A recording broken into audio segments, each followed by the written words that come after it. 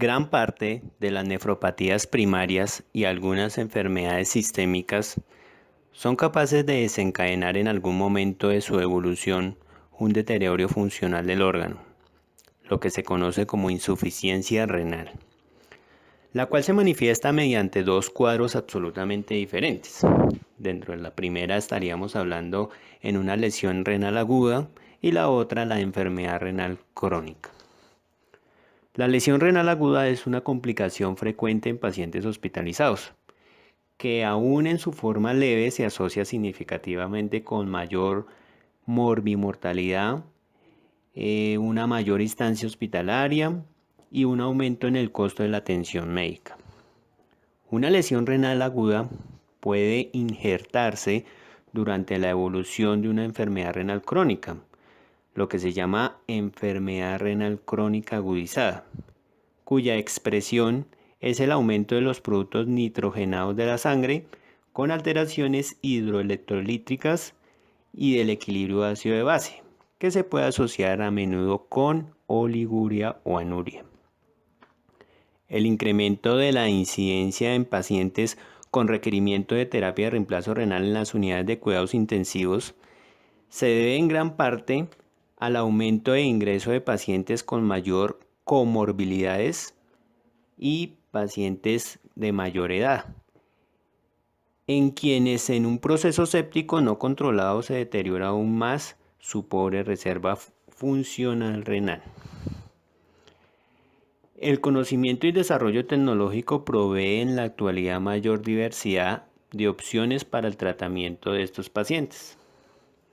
Entonces hablamos de la hemodiálisis, que es una técnica de depuración extracorpórea de la sangre que suple parcialmente las funciones renales de extraer agua y solutos y de regular el equilibrio ácido-base electrolítico, pero no suple las funciones endocrinas ni metabólicas renales.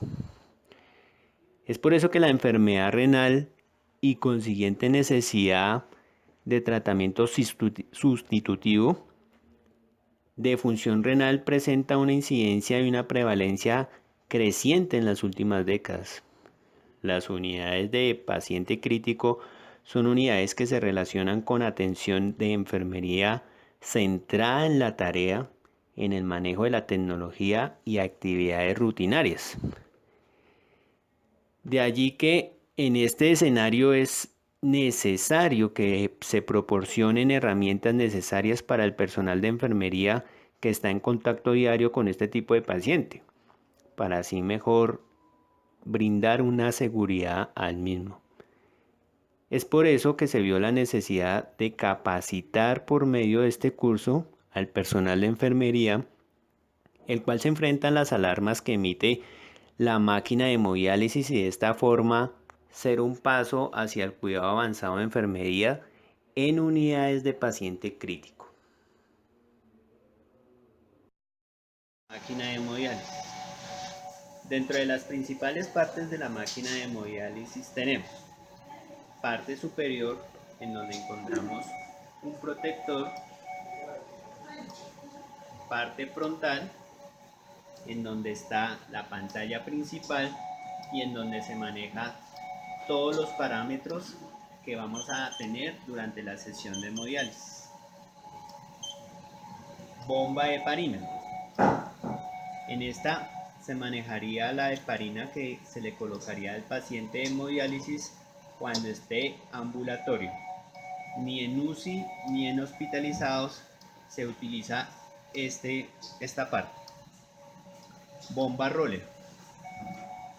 Esa es la bomba que lleva la sangre del paciente hacia el filtro para que se le pueda hacer su respectiva diálisis. Es controlada por el sensor de bomba de roller que va en mililitros por minuto. Detector de burbuja de aire. Cuando una burbuja de aire es detectada allí, la máquina automáticamente se detiene, impidiendo que la burbuja pase hacia el paciente. Sensor de presiones. En este sensor tenemos un censo de las presiones venosas que está presentando en estos momentos el paciente. Cuando hay aumento de las presiones, como en este caso, la máquina nos indicaría que hay un colapso a nivel del acceso vascular. Hacia la parte inferior tenemos las pipetas de ácido de bicarbonato que deben ir directamente hacia los galones de ácido de bicarbonato con ayuda del agua permeada que formaría el flujo de diálisis. Y tenemos como soporte del galón y las llantas como tal de la máquina. También tenemos un sensor de flujo de dializado que nos indicaría la velocidad en que se dializa o pasa el flujo de diálisis hacia la máquina. Hacia la parte derecha tenemos el atril como soporte del filtro, los Hansen, que son los que nos van a direccionar el flujo de dializado contrario al flujo de la sangre del paciente. Hacia la parte posterior tenemos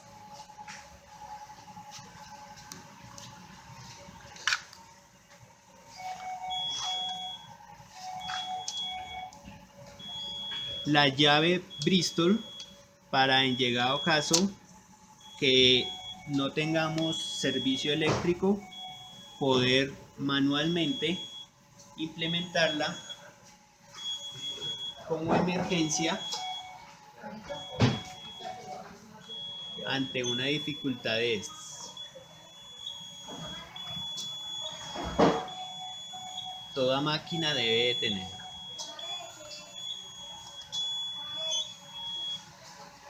También tenemos el cable de corriente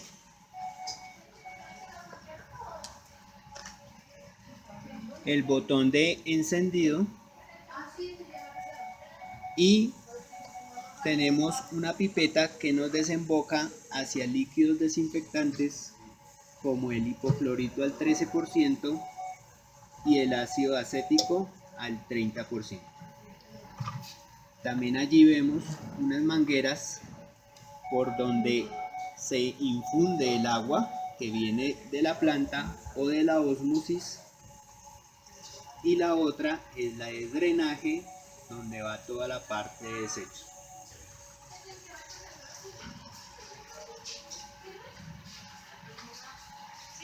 Como tal, el circuito extracorpóreo cuenta con partes importantes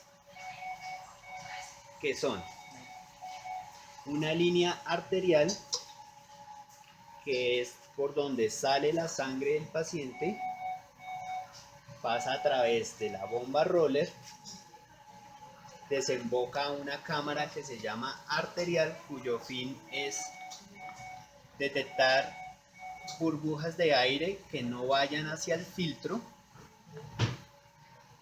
El filtro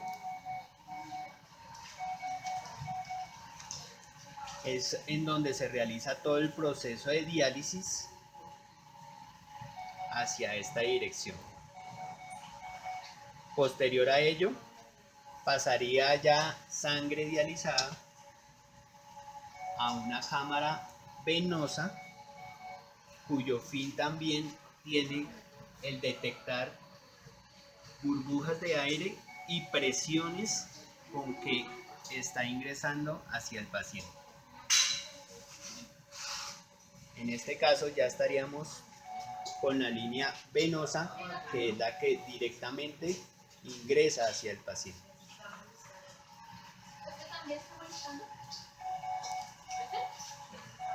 Continuando con la pantalla principal, es en donde vamos a tener la identificación de las alarmas como tal. Para conocer a grandes modos lo que son la pantalla principal, tenemos un botón de encendido de la máquina y apagado, un botón que nos identifica que la máquina está en proceso de diálisis, unos parámetros de presiones venosas, unos parámetros de presiones arteriales, una conductividad que va directamente relacionada con el flujo y con la líquido de diálisis, unos parámetros en donde tenemos el objetivo de ultrafiltración, en donde tenemos la ultrafiltración removida y el tiempo restante de diálisis del paciente.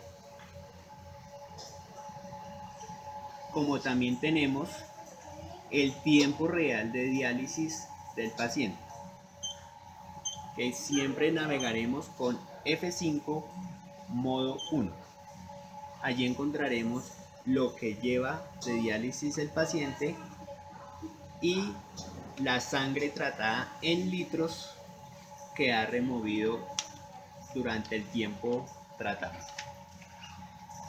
Ya con esto tenemos más fácil identificar las alarmas principales en la máquina de hemodiálisis, que en este caso, dentro de las más frecuentes, está máximas presiones de dializado,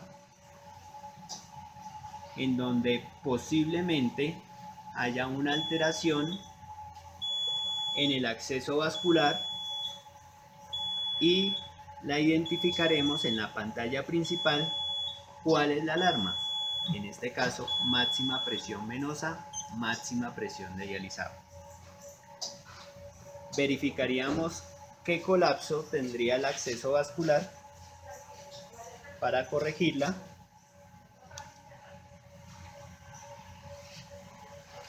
Y darle modo continuar para que continúe el tratamiento de diálisis normalmente. Otra de las alarmas principales es mínima presión de dializado. Es allí en donde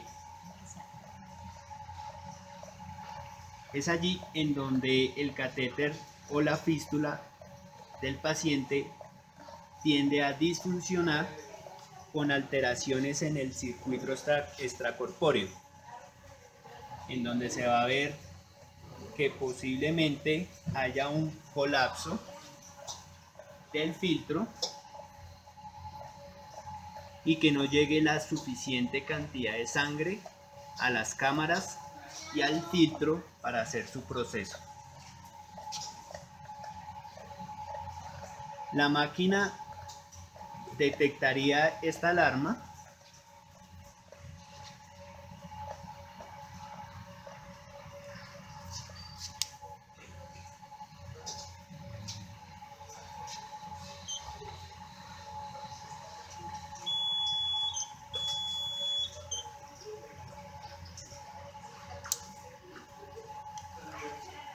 y la corrección sería el arreglo del colapso o el arreglo del acceso vascular del paciente, siempre y cuando darle modo continuar al paciente, a la máquina, para que continúe su diálisis normalmente. Cabe recordar que antes de resetear una máquina de modo continuar, es importante verificar qué tipo de alarma está presentando. En este caso, la máquina nos detecta burbuja de aire detectada. En este caso, lo único que podemos darle es mudo y llamar al servicio de nefrología para que solucione esta parte de la alarma, ya que esta es una parte en donde si el aire pasa después del detector de burbuja, pasaría directamente al paciente.